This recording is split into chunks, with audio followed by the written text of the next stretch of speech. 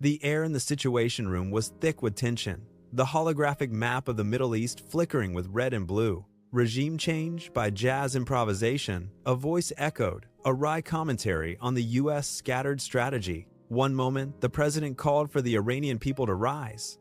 The next, the goal shifted to merely degrading military forces. Then, a whisper of supporting Kurdish leaders to redraw borders. It was a symphony of discord, each note played without a clear score. Jake Sullivan, a former national security advisor, leaned forward. We're achieving tactical successes, but where does it end? What's the core concept? His words hung in the air, a stark contrast to the laser-like focus emanating from another capital. In Tel Aviv, the objective was singular, brutal, and unwavering: the destruction of the Islamic Republic. Israel wasn't improvising. They were methodically dismantling Iran's police state infrastructure, targeting leadership compounds and police facilities, preparing the ground for a collapse. For them, a power vacuum, even civil war, was an acceptable outcome if it removed their greatest foe. But the US knew the terrifying cost of such a victory. A total collapse of the Iranian state could unleash a civil war on a scale unseen since Syria or Libya. Hundreds of thousands of dedicated soldiers, from the IRGC to the Basij, would transform into a long-term insurgency.